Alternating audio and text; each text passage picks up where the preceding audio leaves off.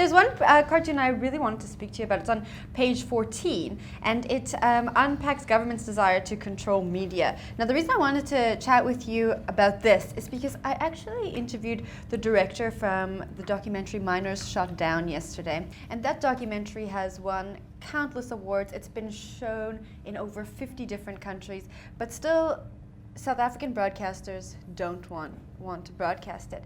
Tell me about what you think about this government influence on media in South Africa. Oh, it's pernicious, and it's been going on for a long time. I mean, you remember Thabo Mbeki getting the somehow managing to, or people defending Thabo Mbeki at the SABC, blocking the documentary that was made about him because it had things that they were uncomfortable with. I mean, that went back, that's many years.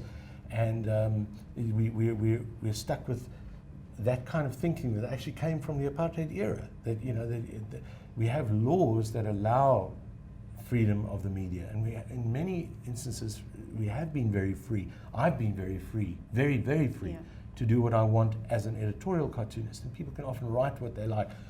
Not always the case, but often. In the electronic media, which of course you're part of, but you're not part of, say, the SABC and all of those blockages and some of the others that we've seen. I mean, everyone's affected, but you find self-censorship creeping in. You find people who are sometimes, in some instances, being lackeys for what they think a particular authority that they're trying to curry favor with will want them to do.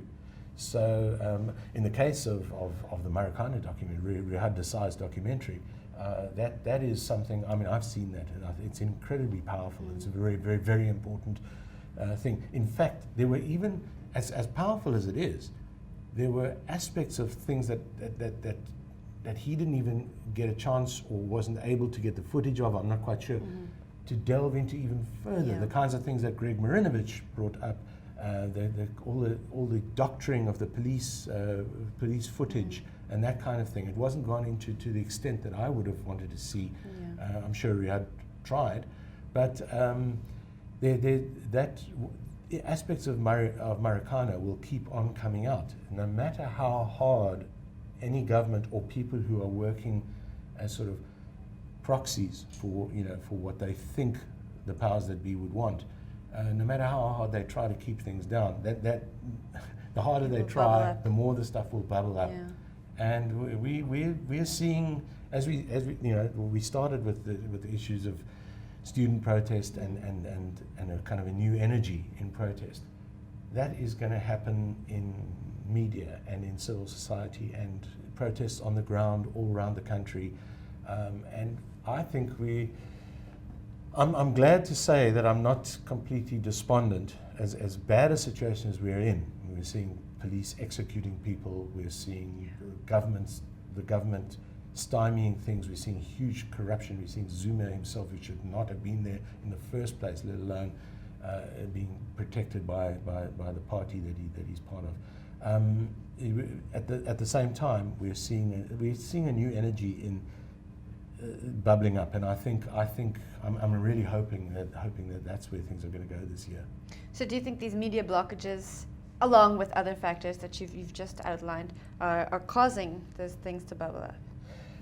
I think the media blockages are I mean, they're part of the problem. I'm not sure cause and effect. I wouldn't be able to say necessarily, but what the government is trying to do to stymie criticism and to stymie reporting, to stop people actually knowing what's really going on. And what, as I said, it's not always the government. It's people working for what they think the government would want, or the particular cabal that is in power at the moment. Zuma's group of people that he has there with him is a cabal. And I want to use that word as often as possible. That's what they are. It's to the ANC's shame that they allowed Mbeki to control them the way they did, and they've allowed Zuma to control them the way they're doing.